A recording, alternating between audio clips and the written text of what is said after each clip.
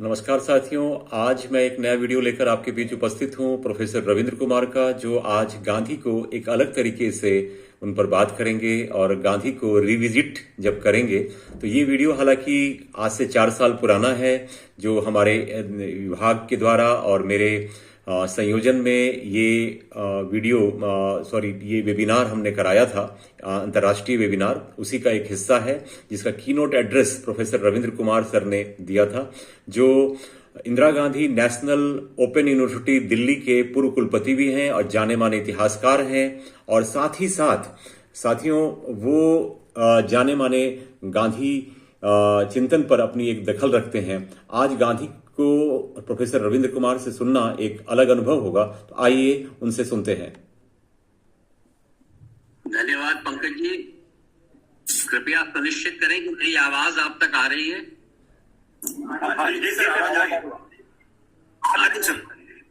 जी बहुत बहुत धन्यवाद। मैं एक बहुत छोटी सी बात से शुरू करना चाहता हूँ। एक फिल्म आई थी आज से कुछ दिनों पहले,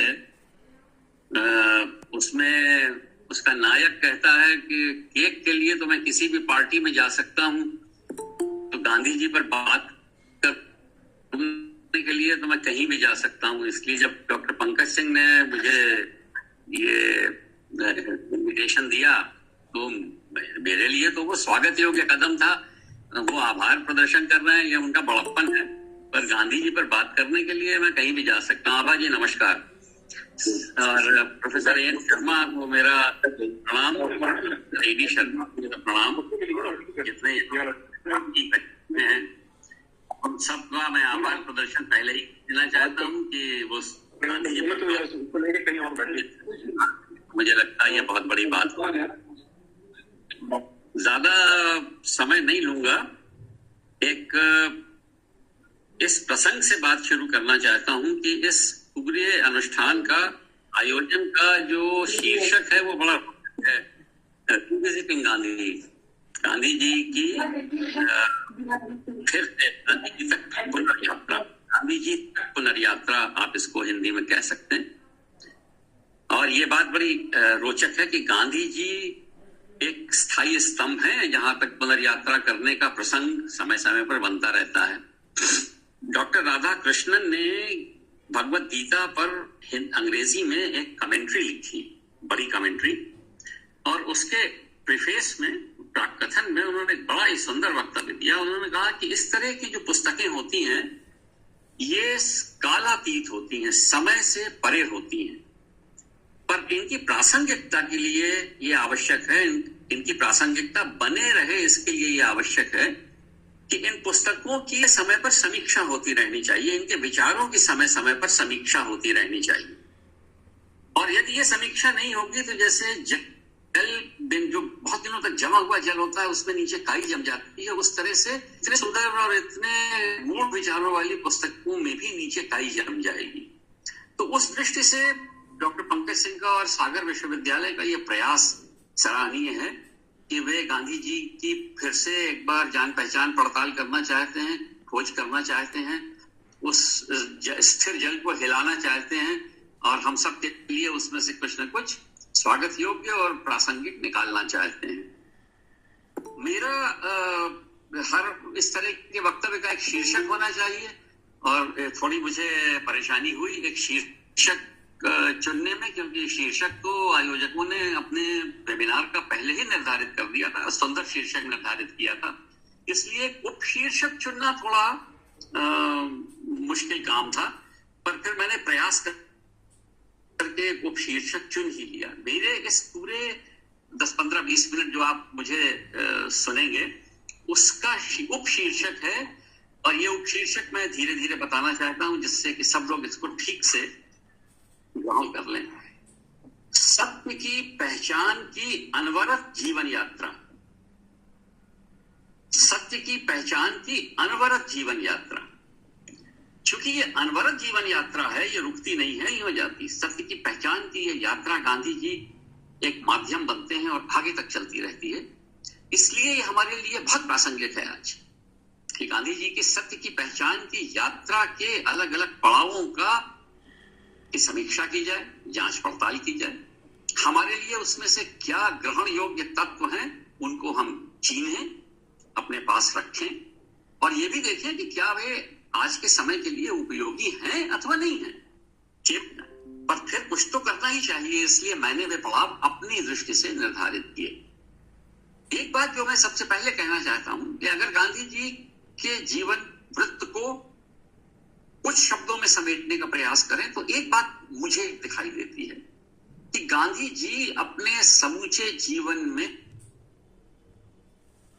के लिए सर्वोत्कृष्ट जीवन पद्धति की खोज के प्रयास में लगे रहे। मानव के लिए सर्वोत्कृष्ट जीवन पद्धति की खोज के प्रयास में लगे रहे। उन्होंने खोज लिया ऐसा मैं नहीं कह रहा हूं, गांधी जी ने भी नहीं कहा कहीं, और गांधी जी पर समीक्षा लिखने वालों ने भी ऐसा कभी नहीं कहा। लेकिन किसी लक्ष्य तक पहुंचा न जा सके, इससे लक्ष्य की सिद्धि, उसकी अभीष्टता, उसकी प्राप्ति कम नहीं हो जाती। और उस दृष्टि से मैं समझता हूं कि ये बड़ा ही बड़ा विचारणीय तर्क है कि गांधी जी मानव जीवन के लिए सर्वोत्कृष्ट जीवन पद्धति की खोज में निरंतर लगे रहे। अर्थात छानना, बीनना, परखना, जांचना, फटकारना। भारतीय घरों से अब सूप का चलन खत्म हो गया है, पर आप बहुत से लोग सूप से परिचित होंगे। उसमें धान या अनाज को रख करके फटकारा जाता था और उससे कंकड़ बाहर हो जाते थे और अनाज जो है वो उसके अंदर रह जाता था। तो फटकारना, सूप का प्रयोग करना, छलनी का प्रयोग करना, जो भी भारतीय जीवन में उपकरण उपलब्ध हैं उन सब का प्रयोग करते हुए एक ऐसी जीवन पद्धति की खोज करना जो गांधी जी की दृष्टि में सर्वोत्कृष्ट जीवन पद्धति होगी, ये गांधी जी का एक लक्ष्य था। मैं यहां ये नहीं, इस पर चर्चा नहीं करना चाहता कि इस लक्ष्य की कहां तक प्राप्ति हो सकी, कहां तक हो सका ऐसा कि वे गांधी जी वहां तक गए। पर हमारे लिए यही बात बड़ी महत्वपूर्ण है कि कोई व्यक्ति मनुष्य के लिए सर्वोत्कृष्ट जीवन पद्धति की खोज में इन तमाम उपकरणों का प्रयोग करे। इस पूरी प्रक्रिया में हुआ क्या? इस पूरी प्रक्रिया में कुछ ऐसी चीजें हुई जो आज के लिए बहुत प्रासंगिक। और अभी प्रोफेसर एन शर्मा ने बड़ी सुंदर बात, उन्होंने जिस प्रसंग से अपनी बात शुरू की थी वो मुझे बड़ा अच्छा लगा। इस पूरे प्रक्रम में, गांधी जी के इस प्रक्रम में जो दो तीन बातें हमारे लिए ध्यान देने की हैं वो ये हैं। गांधी जी ने अपनी परंपराओं की गहन जांच पड़ताल शुरू कर दी।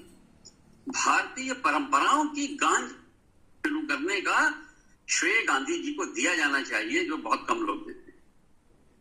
और अपनी परंपराओं की जांच पड़ताल में गांधी जी ने ग्राह्य तत्वों को अलग किया और बहुत से ऐसे तत्व जो तर्कसंगत नहीं रह गए थे, जिनकी उपयोगिता नहीं रह गई थी, जो भारतीय परंपरा में सड़ांध पैदा करने वाले तत्व बनते जा रहे थे, उनका पछोर करके उनको अलग कर दिया।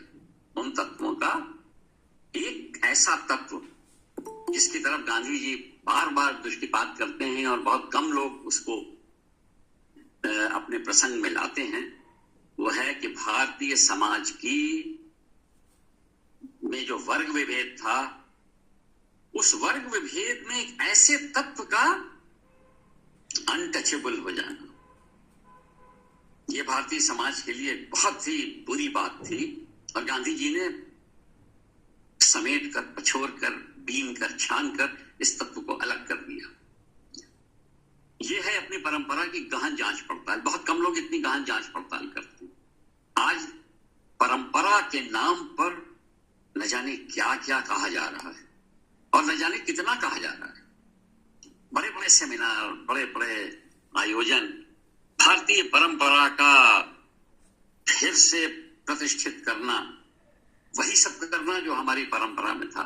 पर मैंने बहुत कम इस तरह के वेबिनार, सेमिनार्स में ये बात देखी कि अपनी परंपरा की जांच पड़ताल भी की जाए, ये देखा जाए कि परंपरा के कौन से तत्व संग्रहणीय हैं और कौन से तत्व अब बाहर निकाल देने योग्य हो गए। ऐसा नहीं हो रहा है। परंपरा को बिना पछोरे हुए धान और गेहूं की तरह समेट कर झोली में भरने का प्रयास हो रहा है। तो गांधी जी को इस बात के लिए बहुत बहुत बहुत बहुत धन्यवाद देना चाहिए हमारे समाज को कि उन्होंने हमारी परंपरा की गहन जांच पड़ताल की और उसके वे तत्व जो निरर्थक हो गए थे उनको अलग किया, बाहर किया। एक और इसी से मिलता जुलता तत्व मैं आपके सामने लाना चाहता हूं। भारतीय समाज में दीनता के प्रति करुणा का भाव नहीं रहा कभी। ये बात मैं इस पटल पर भी कह रहा हूं और इसके पहले भी कई बार कह चुका हूं। मैं तो अपनी बात दोहराता हूं। दीनता के प्रति करुणा का भाव भारतीय समाज में नहीं देखने को मिलता।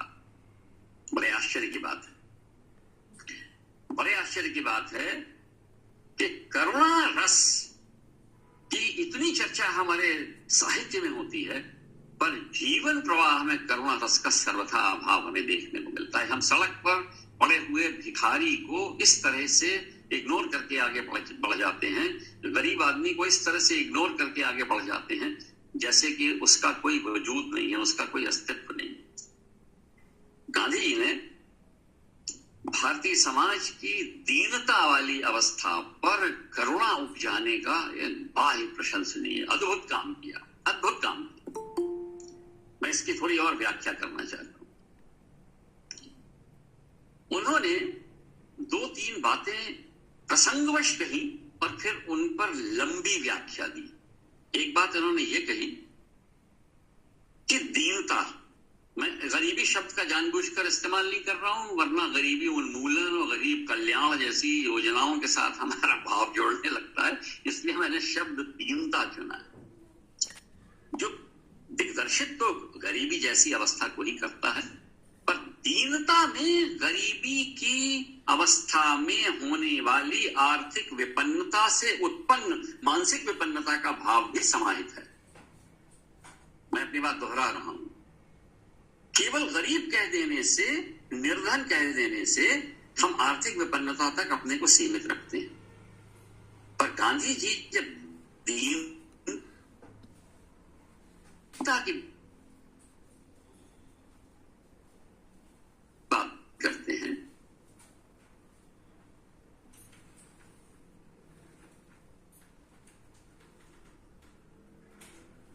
तब गांधी जी आर्थिक और मानसिक अपेक्षाओं में स्थान नहीं देते। उनका कहना यह था कि निर्धनता एक ऐसी तरह की दीनता उत्पन्न करती है जिसमें व्यक्ति का आत्मसम्मान विगलित हो जाता है, आत्मसम्मान विगलित हो जाता है।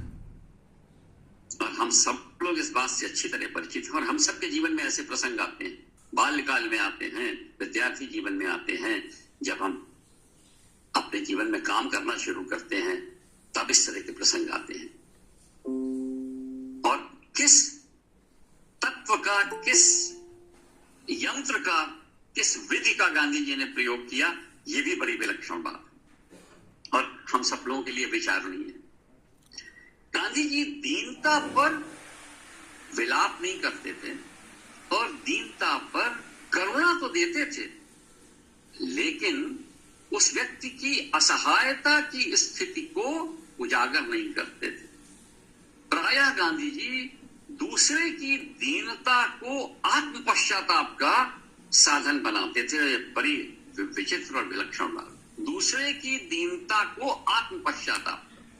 उनका यह मानना था कि एक व्यक्ति के रूप में हमारे अंदर जो संग्रहित ऊर्जा है और जो ऊष्मा है, जो प्रकृति की देन है, जिसके लिए हमें प्रकृति का आभारी होना चाहिए, सबके अंदर है। इस तरह की ऊर्जा और इस तरह की ऊष्मा सबके अंदर होती है। उनका कहना यह था कि यह ऊर्जा और यह ऊष्मा इतनी सघन होती है कि किसी को भी दीनता की स्थिति में नहीं आए, ना आए कोई, यह इसका नैसर्गिक परिणाम होना चाहिए।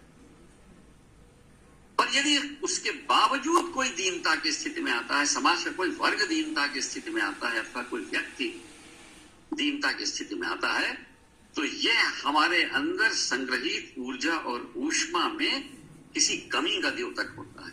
इसलिए गांधी जी उस प्रसंग को आत्म पश्चाताप का, आत्म अवलोकन का अवसर बनाते थे, गहन विश्लेषण करते थे, सघन विश्लेषण करते थे। कि मेरे अंदर की ऊर्जा और ऊष्मा में वे कौन से तत्व हैं जो थोड़े ढीले पड़ गए, जिसके कारण समाज में इस तरह की दीनता की स्थिति पैदा हो। जो लोग सोशियोलॉजी के समाज शास्त्र के विद्यार्थी होंगे वे इस बात को अच्छी तरह सोचे समझेंगे कि आज जो साहित्यिक विधाओं में क्रिटिकल थियोरी की तमाम बातें कही जा रही हैं, मैं उनका नाम नहीं लूंगा, पर आप उससे परिचित हैं, विद्वत समाज से बात कर रहा हूं। क्रिटिकल थियोरी की जो तमाम बातें कही जा रही हैं, उनमें इस तरह के संबंधों का गहन विवेचन और विश्लेषण शुरू हुआ है 1960 और उसके बाद के दशकों।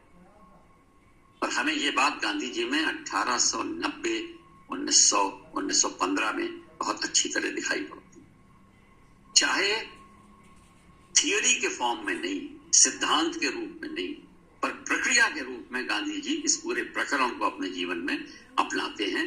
और मुझे लगता है कि गांधी जीवन यात्रा के जो बड़े वे वाले पड़ाव जिनसे हमें कुछ सीख मिल सकती है, उनमें से एक पड़ाव दीनता के प्रति इस तरह की अहीनता का भाव, दीनता के प्रति हीनता का भाव नहीं, दीनता के प्रति करुणा तो है, पर दीनता के प्रति ऊर्जा और ऊष्मा का भाव, और उससे दीनता को समाप्त करने की पूरी प्रक्रियाओं की जांच पड़ताल, ये मुझे लगता है गांधी जी की जीवन यात्रा का एक अद्भुत प्रसंग है।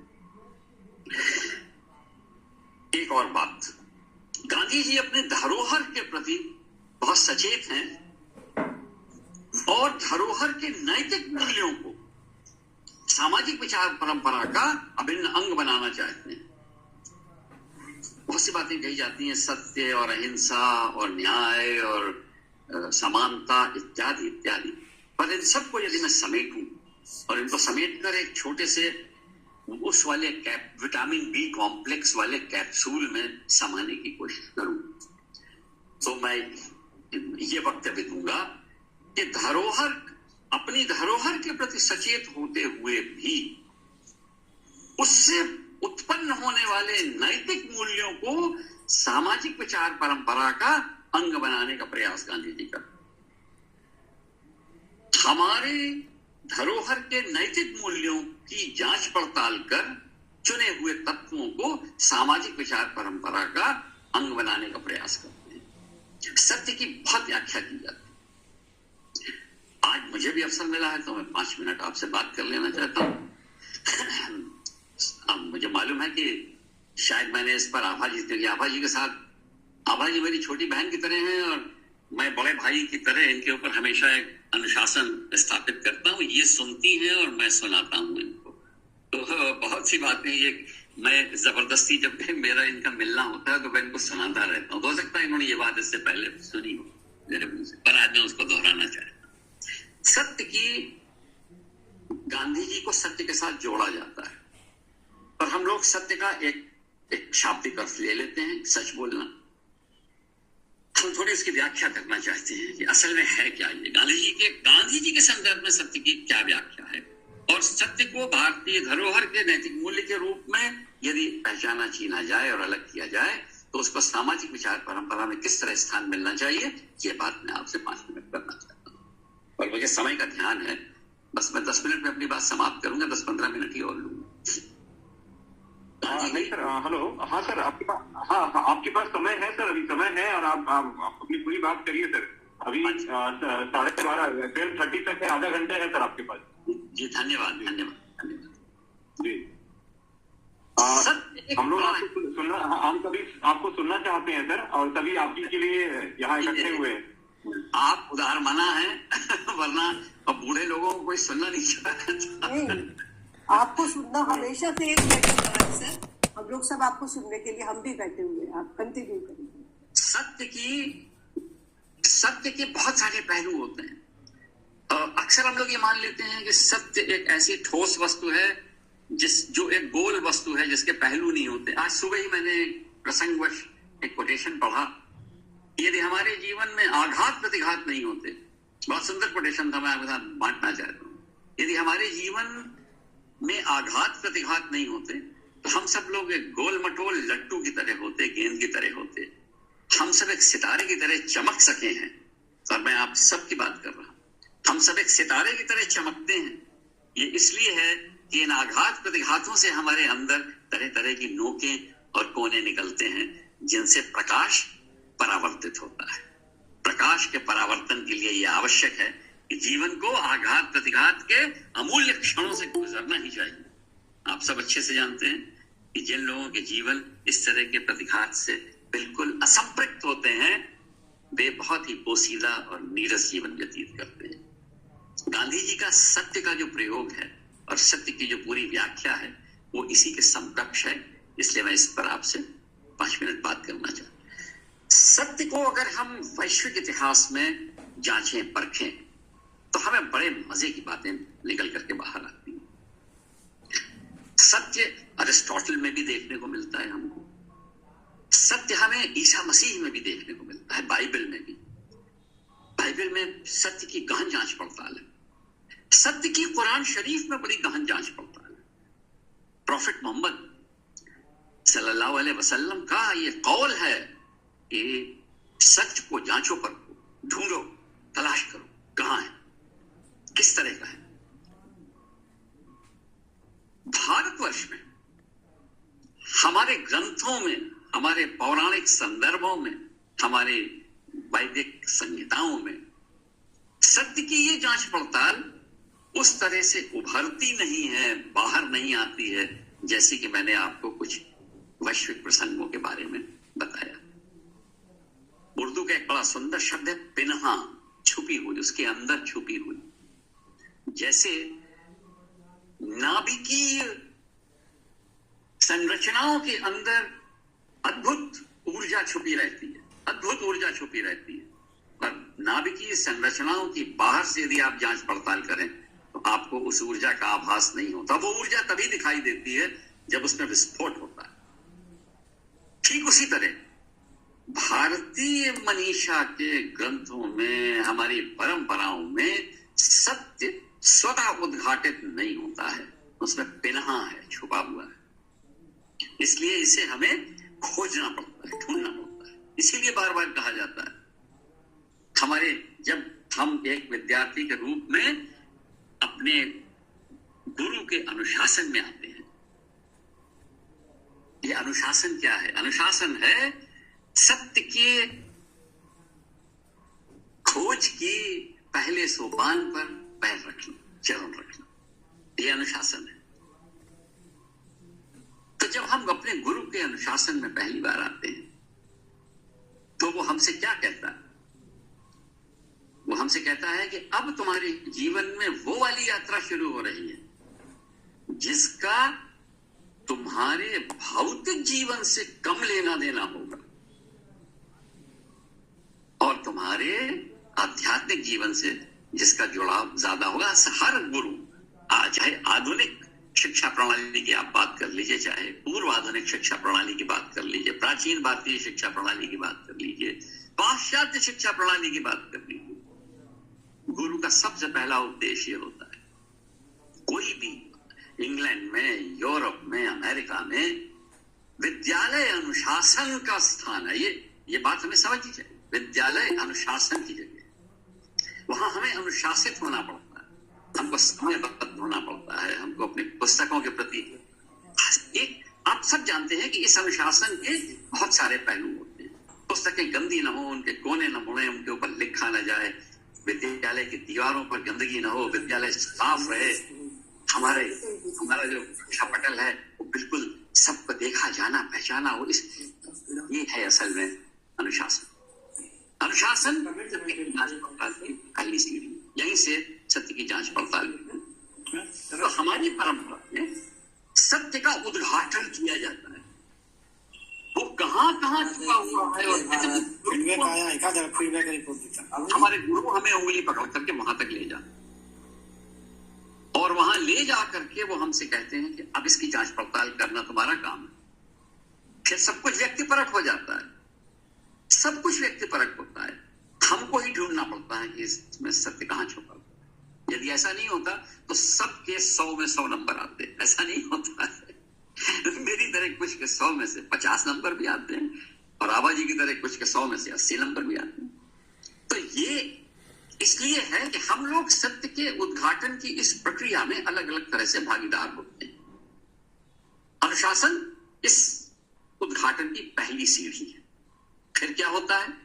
फिर हम सत्य के अलग अलग फलक, हम समूचे सत्य तक कभी नहीं पहुंच पाते। कोई भी विद्यार्थी चाहे जितना ज़हीन हो, जितना बुद्धिमान हो, उसके अंदर विलक्षण प्रतिभा हो, सत्य के समूचे फलक तक कभी नहीं पहुंच पाते। सत्य के समूचे स्वरूप का तो संज्ञान महात्मा गांधी ने भी नहीं किया। इसीलिए उन्होंने अपनी जीवन यात्रा को सत्य के मेरे प्रयोग कहा। The story of my experiments with truth. सत्य के मेरे प्रयोग, सत्य के अलग अलग फलक छूकर, उनका अनुभव करके, उनसे परावर्तित प्रकाश की ऊर्जा और ऊष्मा ग्रहण करके गांधी जी जानना चाह रहे थे कि भारतीय मनीषा में सत्य के कितने पहलू होते हैं, कितने फलक होते हैं, अनगिनत, असंख्य। हम में से बहुत लोग ऐसे हैं जो सत्य को एक ठोस पदार्थ मानते हैं, गेंद की तरह मान बैठते हैं, मणि की तरह मान बैठते हैं, कंचन मान बैठते हैं, लाल है, डायमंड है। ऐसा नहीं होता। सत्य के बहुत सारे पहलू होते हैं, बड़े फलक होते हैं। इसलिए यह आवश्यक है कि समय सापेक्ष सत्य के फलक और उन पहलुओं की गहन समीक्षा की जाए। और आज के लिए ये बहुत प्रासंगिक है, ये बहुत प्रासंगिक है। मैं छोटा सा वक्तव्य देना चाहता हूं। लोडेड है, थोड़ा पॉलिटिकली लोडेड स्टेटमेंट है, इसलिए इसकी बहुत लंबी व्याख्या नहीं करूंगा, लेकिन स्टेटमेंट देने से बाज भी नहीं आऊंगा। इसको विशेष पहलू जिसको हम इतिहास कहते हैं, उसको आज राजनीतिक हथियार की तरह इस्तेमाल करने लगे हैं। सत्य को, इतिहास को सत्य मानकर उसको एक राजनीतिक हथियार की तरह आज हम इस्तेमाल करने लगे।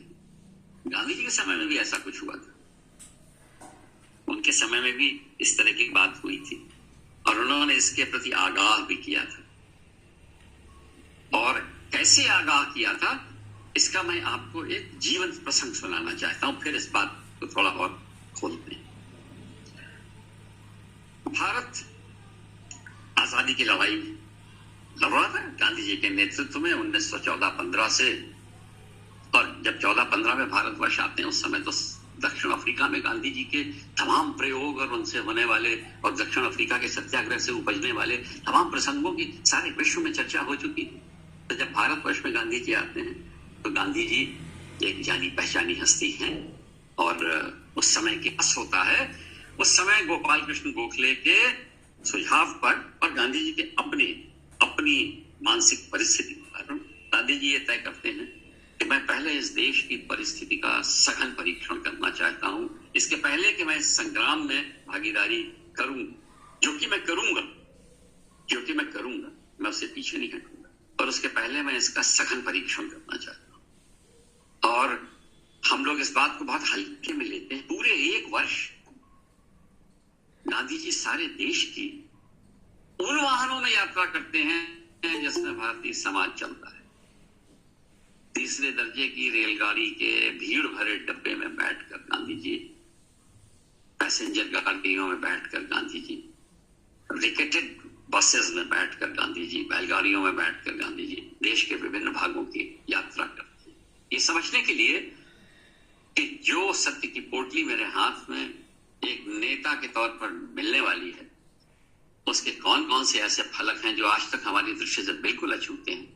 मैं उनको जांच तो पड़ताल तो लूं पहले, इसके पहले कि मैं वो थाती संभालूं और नेतृत्व मेरे हाथ में आए। लंबी यात्रा करके जब भारत में वापस लौटते हैं,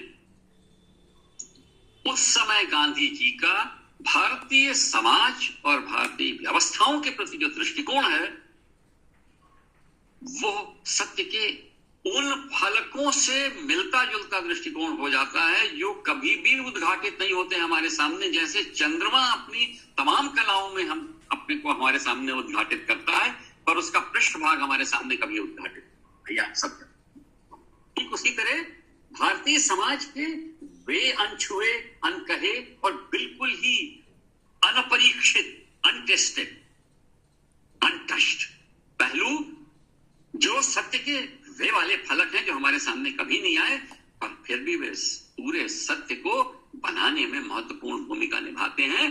गांधी जी का उनसे साक्षात्कार हो जाता है, उन्हें देख कर आते हैं, अनुभव करके आते हैं, और तब भारतीय समाज के प्रति उनकी धारणाएं एकदम बदल जाती हैं। एक वर्ष गांधी जी की जैसे बहुत से लोग आजकल बड़े नाटक होते हैं, पुस्तकें लिखी जाती हैं, मोहन से महात्मा जैसे बहुत से प्रसंग होते हैं, प्रदर्शनियां लगती हैं, पर गांधी से महात्मा बनने की जो प्रक्रिया है वो 1 वर्ष की लंबी जीवन यात्रा है, जिसमें गांधी जी देश के विभिन्न भागों में, बहुत कम ऐसे हमारे आजकल के राजनय होंगे जो देश को इतनी गहराई से और इतने नजदीक से समझना चाहते हैं। हम लोग भी, आप बिल्कुल मैं प्रसंगवश ही ये बात कह रहा हूं, कोई किसी पर आक्षेप नहीं है, पर हम एक अपने लंबे अध्यापन कार्य के दौरान बहुत बड़े विद्यार्थी वर्ग से हम मिलते हैं। कितने प्रतिशत से हम अच्छी तरह जान पहचान पाते हैं कि वे किन परिस्थितियों से आते हैं। उनके लिए अंग्रेजी में लिखी हुई पुस्तकों को समझना कितना मुश्किल काम होता है। उनकी प्रतिभा केवल अंग्रेजी न जानने के कारण कितनी कुंठित हो जाती है, ऐसा हम में से बहुत कम लोग करते हैं। ऐसी जांच पड़ताल बहुत कम लोग करते हैं। और फिर जब इम्तिहान में नंबर देने का आता है तो हम अक्सर उत्तर पुस्तिका में लिखे हुए मूल उत्तर के आधार पर उसका मूल्यांकन कर बैठते हैं। यदि ऐसा मूल्यांकन देश का गांधी जी ने साउथ अफ्रीका से लौट करके किया होता तो आज देश को जहां पर आकर के जहां खड़ा हुआ है, हम सब कल्पना कर सकते हैं कि हम उससे कितना पीछे होते, कितना कुछ ऐसा होता जो हमारे संज्ञान में आता ही नहीं और पीछे छूट जाता।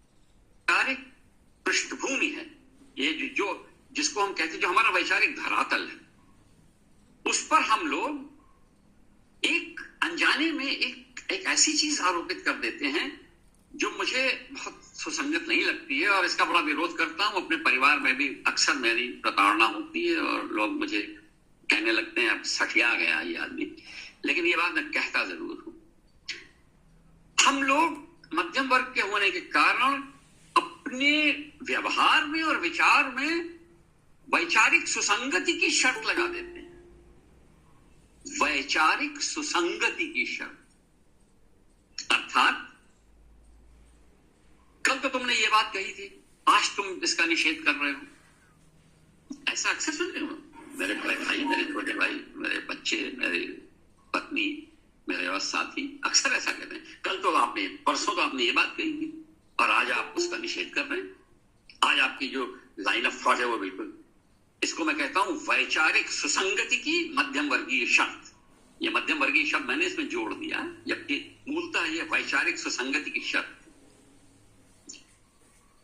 इस शर्त के कुछ ऐसे आयाम हैं जो हम कभी जानते पहचानते। समय निरंतर परिवर्तित होता है, परिस्थितियां निरंतर परिवर्तित होती है, प्रतिपल परिवर्तित होती है। इस बात की बड़ी संभावना है, सबके जीवन में होती है, कि एक ही परिस्थिति के एक पहलू पर हमारा विचार एक तरह का हो, पर जब उसी परिस्थिति का दूसरा पहलू, दूसरा फलक हमारे सामने आए तो हो सकता है कि वो विचार बदले। पर हम तो मध्यम वर्ग के प्रतिनिधित्व करने वाले अध्यापक लोग हैं, तो हम क्लास में, क्लास के बाहर विद्यार्थियों के साथ, अपने सहभागियों के साथ, परिवार में वैचारिक सुसंगति के शब्द निरंतर आरोपित करते रहते हैं। अरे भाई, आप बेकार की बात करते हैं, आपने तो उस दिन ये बात कही थी, आज आप बिल्कुल इसका निषेध कर रहे हैं। अब आप ये बताइए कि वो बात सही थी या ये बात सही थी। ऐसा हम सबके जीवन में आता है, प्रसंग सुनने को मिलता है कि वो बात सही थी। अब मैं उनको ये बात कैसे समझाऊं कि वो बात भी सही थी और ये बात भी सही, वो बात भी सही थी और ये बात भी सही है। परिस्थितियों के उस फलक में वो बात सही थी, परिस्थितियों के इस फलक में ये बात सही। गांधी जी के अंदर, गांधी जी को पढ़ते हुए जो बात मुझे बहुत विलक्षण लगती है वो ये कि वे अपने ऊपर किसी तरह की वैचारिक सुसंगति की शर्त नहीं लगाते। और 100 वॉल्यूम में गांधी जी का लेखन और वक्तव्य वगैरह प्रकाशित हुए हैं, और जब भारत सरकार ने ये प्रकाशन का बीड़ा उठाया था तो उसको भी मालूम था कि गांधी जी के समूचे लेखन को, समूचे वक्तव्यों को, उनकी पूरी जीवन यात्रा के वृत्तांत को बहुत मुश्किल से 100 भागों में समेटा जा सकता है, बहुत मुश्किल से। यानी 100 भागों से अधिक, शायद 50 खंड और बनते, 70 खंड और बनते, पर 100 की शर्त इसलिए रखी गई कि वो संग्रहणीय हो, लोग उसको समझ पाए। इतने बड़े, इतने व्यापक वाङ्मय में गांधी जी वैचारिक सुसंगति की शर्त से अछूते बच निकलते हैं। मुझे लगता है तो जादू है, ये मैजिक है। ऐसा होता कैसे है? ऐसा होता इसलिए है कि सत्य की पहचान की अनवरत जीवन यात्रा के हर पड़ाव पर गांधी जी सत्य के अलग अलग फलक छूते हैं, परखते हैं, चखते हैं, स्पर्श करते हैं और उनको ग्रहण करते हैं। और जब भी वो कोई बात कहते हैं तो उस फलक का समुचित उदाहरण देकर के अपनी बात कहते हैं, समुचित उदाहरण देकर के अपनी बात कहते हैं। इतनी लंबी व्याख्या करनी पड़ी उस प्रसंग को बताने के लिए जो मैं आपके साथ साझा करना चाहता। पूर्ण स्वराज की तरफ देश बढ़ रहा था और धीरे धीरे कर कांग्रेस की यह मांग होने लगी थी कि पूर्ण स्वराज मिलना चाहिए। लखनऊ अधिवेशन था, पंडित जवाहरलाल नेहरू उसके कांग्रेस के प्रेसिडेंट थे। उन्होंने अधिवेशन के कुछ दिनों पहले एक मीडिया सम्मेलन हुआ, उसमें लोगों ने उनसे पूछा कि जवाहरलाल जी, अब की बार कांग्रेस अधिवेशन में क्या मांग उठाई जाएगी? तो उन्होंने बहुत ही गर्व के साथ, उन्नत भाल और उन्नत मस्तक के साथ कहा, पूर्ण स्वराज। ये वक्तव्य मीडिया में छप गया। 1928-29 की बात है वो। समय थोड़ा समय के लिए हम थोड़ा विभ्रम होने लगा है मेरे मन में, तो ऐसे ही होगा 28-29 के आसपास। लखनऊ अधिवेशन के जो लोग कालखंड देखेंगे उनको समझ में आ जाएगा। तो गांधी जी तक जब ये वक्तव्य पहुंचा तो उन्होंने उसके तुरंत बाद प्रकाशित होने वाले यंग इंडिया के वॉल्यूम में नेहरू जी की जमकर प्रताड़ना की, जमकर। जवाहरलाल जी ने जब वो पढ़ा यंग इंडिया का, गांधी जी का संपादकीय, तो बहुत विचलित हो गए। उन्होंने गांधी जी को लिखा कि मैं बापू आपसे तुरंत मिलना चाहता हूं और आपसे ये आग्रह है कि जब तक मैं आपसे मिलूं नहीं तब तक इस पर आप कुछ और न कहें। ये बात तो मैंने इसलिए कही थी। नेहरू जी मिल पाते इसके पहले ही यंग इंडिया, मेरी दृष्टि में पूर्ण स्वराज का नारा नहीं देना चाहिए। जवाहरलाल जी नतमस्तक, कुछ बोल नहीं सके इसके आगे। फिर उनका बापू वो तो हमारा आपका व्यक्तिगत पत्र व्यवहार था, आपने उसको भी संपादकीय में प्रकाशित कर दिया। गांधी जी ने कहा, देखो मैं सत्य की जिस खोज में लगा हुआ हूं उसमें मेरे लिए व्यक्तिगत कुछ नहीं रह जाता, मेरा सब कुछ सार्वजनिक है। इसलिए जवाहर, अगर तुम्हें कुछ ऐसा लगे कि जो मेरी सार्वजनिक की व्याख्या में नहीं आता है तो मुझे मत भेजा करो, मुझसे कहा भी नहीं करो, मुझे भेजा भी नहीं करो। मैं सार्वजनिक व्यक्ति हूं, मेरे लिए सत्य सार्वजनिक है और इसलिए जो कुछ भी मेरे पास आएगा उसको मैं प्रकाशित करूंगा। मत भेजो, वो अच्छा है, पर भेजने के बाद मेरे ऊपर यह शर्त मत लगाओ कि मैं उसका सोच विचार कर रोकूं और प्रकाशित होने से वंचित करूं। सत्य से ही जुड़ा हुआ एक और पहलू, और बस फिर अंतिम बात मैं आपके सामने रखूंगा। गांधी जी का जो पूरा वैचारिक दृष्टिकोण है और दार्शनिक दृष्टिकोण है वो बहुत ज्यादा भारतीय परंपरा से ऊर्जावान है, प्राणवान है। बहुत बार बार वो ये बात कहते हैं कि मुझे तो ये यहां से मिला, मुझे तो ये यहां से मिला। और इससे सुंदर उदाहरण क्या होगा, अभी वो वैष्णव जन, सबने सुना, वैष्णव जन से ज्यादा सुंदर इस बात कोई हो नहीं सकती जिसमें भारतीय परंपरा के सभी मूल्यवान तत्वों को समाहित किया है नरसिंह मेहता ने।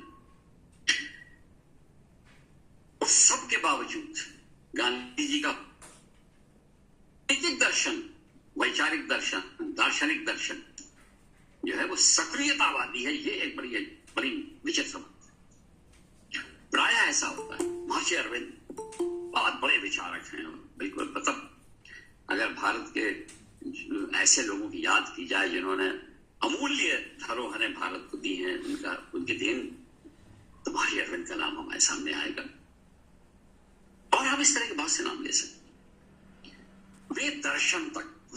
परंपरा तक, रविन्द्रनाथ गुरुदेव रविन्द्रनाथ टैगोर साहित्य तक सीमित रह गए।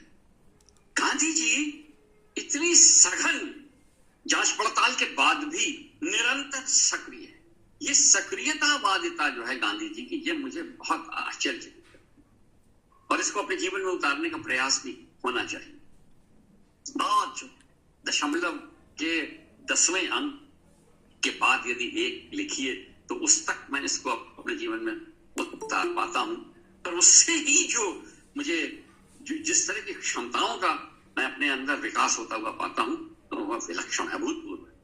इसलिए इस सक्रियतावाद, कोई यदि मुझसे ये कहे कि भाई अब आप बहुत बूढ़े हो गए, अब आप इतने सक्रिय क्यों हैं, तो मैं गांधी जी का ये उदाहरण उनके सामने हमेशा, यह सक्रियतावादिता जो है ये बहुत बड़ी बात है। और दार्शनिकता के साथ यदि इस तरह की सक्रियतावादी कोई परिस्थिति हो, कोई व्यक्तित्व हो, तो वो मुझे लगता है भारत के लिए एक अमूल्य धरोहर थी, जो कि गांधी जी हैं। दो बातें और मैं अपनी बात समाप्त करूंगा। ये अहिंसा क्या है, ये अहिंसात्मक भाव क्या है, बड़ी बात, बहुत चर्चा होती है इसमें। हम लोग बहुत बड़े सेमिनार में और बहुत लंबी और पुस्तकें पढ़िए तो थकेंगे नहीं। गांधी जी, मैं अपनी बात कह रहा हूं, मैं अपनी समझ आपके साथ साझा करना चाहता हूं, बात पुस्तकों से हट करके। ये अहिंसा गांधी जी की व्यावहारिक अहिंसा है, यह आध्यात्मिक अहिंसा नहीं है। ये अहिंसा वैचारिक अहिंसा भी नहीं है, मात्र वैचारिक अहिंसा नहीं है, यह व्यावहारिक अहिंसा है। और इस व्यावहारिक अहिंसा का एक अद्भुत उदाहरण गांधी जी देते हैं, अद्भुत उदाहरण है, ऐसा विश्व के किसी दूसरे भाग में देखने को नहीं मिला। जब गांधी से पूछा गया कि भाई अंग्रेज जो है वो भारतवर्ष पर उन्होंने शासन किया और आप उनके गुलाम हैं और वो आपके शासक हैं, और ये परिस्थिति आपको कैसी लगती है, तो गांधी जी ने कहा हाँ, ये परिस्थिति मुझे बिल्कुल स्वीकार्य नहीं है, क्योंकि हम, ये बहुत सुंदर वक्तव्य है गांधी जी का, कि जब तक हम उनकी प्रजा हैं तभी तक वो हमारे राजा हैं, जब तक हम उनकी प्रजा हैं तभी तक वो हमारे राजा हैं, जिस दिन हम उनकी प्रजा नहीं वे हमारे राजा नहीं। ये तो वो वक्तव्य है जो भारत के हर विद्यालय और हर विश्वविद्यालय की दीवार पर लिखा हुआ होना चाहिए।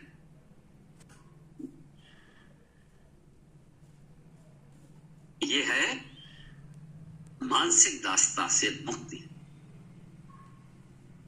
अगर किसी ने गांधी जी से यह पूछा होता, सरोजिनी नायडू ने पूछा था गांधी जी से, बापू वो क्या हुआ, ऐसा क्या हुआ कि 1 वर्ष के अंदर ही भारत की चेतना ऐसे जागृत हो गई जैसे सूर्य जो है उसने परिक्रमा कर दी हो पूरे देश की, जन जन जो है वो जागृत हो गया, ऐसा क्या हुआ बापू? उनका कुछ नहीं हुआ, मैंने उनके हृदय से हीन भाव भय निकाल दिया, बस, और कुछ नहीं किया, चेतना जागृत हो गई। तो ये जो बात मैं आपको बता रहा था कि गांधी जी की अहिंसा जो है वह व्यावहारिक अहिंसा है। प्रजा, हम स्वेच्छा से तुम्हारी प्रजा हैं, इसलिए तुम हमारे राजा हो। यदि हम प्रजा होने की परिस्थिति स्वीकार कर दें तो तुम हमारे राजा नहीं। और पूरा सत्याग्रह आंदोलन अगर आप निचोड़ के कि गांधी जी की अहिंसा जो है वह व्यावहारिक अहिंसा है। प्रजा, हम स्वेच्छा से तुम्हारी प्रजा हैं, इसलिए तुम हमारे राजा हो। यदि हम प्रजा होने की परिस्थिति स्वीकार कर दें तो तुम हमारे राजा नहीं। और पूरा सत्याग्रह आंदोलन अगर आप निचोड़ के क्लास में 2 वाक्यों में बताना चाहें तो वो ये है कि गांधी जी ने अपने को प्रजा मानने से, बस और कुछ नहीं, सत्याग्रह आंदोलन केवल इतना है कि हमने अपने को प्रजा मानने से इनकार कर दिया। और जिस दिन हम अपने को प्रजा मानने से इनकार कर दें उस समय राजा का अस्तित्व समाप्त हो जाता है। राजा का अस्तित्व प्रजा की मानसिक परिस्थिति के अधीन रहता है निरंतर। इसलिए अहिंसा का ये वाला भाव जो है ये मुझे गांधी जी की वैचारिक दृष्टिकोण का एक बहुत विलक्षण पहलू नजर आता है। दूसरा, प्रायः हम लोग गांधी जी को 2 हिस्सों में बांट देते हैं भारतीय गांधी और भारत के बाहर के गांधी। और फिर हम लोग तरह तरह के उदाहरण देते हैं कि मार्टिन लूथर किंग ने भाई गांधी जी का अनुकरण किया और इसने अनुकरण किया, और रिचर्ड बर्टन जो है वो गांधी जी से बहुत प्रभावित, वगैरह वगैरह नाम लिए जाते हैं, लंबी फेहरिस्त होती है। इन सब लोगों ने गांधी जी से, ये सब अनुप्रेरित थे गांधी जी से। दो तरह के गांधी नहीं है, भारतीय गांधी नहीं है। और असल में गांधी जी की विचार परंपरा जो है वो वैश्विक है, विश्व दृष्टि है, जिसके लिए जो सबसे सुंदर इसके समकक्ष शब्द मैं ढूंढ पाया बहुत सीमित दायरे में, वो है जर्मन भाषा का वेल्टनशांग, द ग्लोबल विजन, विश्व दृष्टि। ये सुंदर शब्द है जर्मन भाषा का, वेल्टनशांग। वेल्टनशांग का मतलब है विश्व दृष्टि। तो गांधी जी की अहिंसा, गांधी जी के सत्य के प्रयोग, गांधी जी की दीनता, गांधी जी की करुणा, सहानुभूति, ये भारत तक सीमित नहीं, ये वैश्विक है। और इसीलिए उनको किसी एक देश के दायरे में और सोच और परंपरा के किसी विशेष सीमा के अंदर निहित करना गांधी जी के साथ अन्याय होगा। आप लोगों ने बहुत धैर्यपूर्वक इतनी बात सुनी, मैं इसके लिए आप लोगों का बहुत बहुत आभारी हूं। और ब्रिजेश जी भी मुझे दिखाई दे रहे हैं, मैं ब्रिजेश जी का भी बहुत आभारी हूँ। बहुत दिनों बाद उनको मैंने स्क्रीन पर देखा। आभा जी, आपका बहुत बहुत धन्यवाद, आपने धैर्यपूर्वक इतनी देर मेरी बात सुनी। पंकज जी, आपका भी बहुत बहुत धन्यवाद, और सभी सहभागियों को मेरा प्रणाम, नमस्कार, धन्यवाद।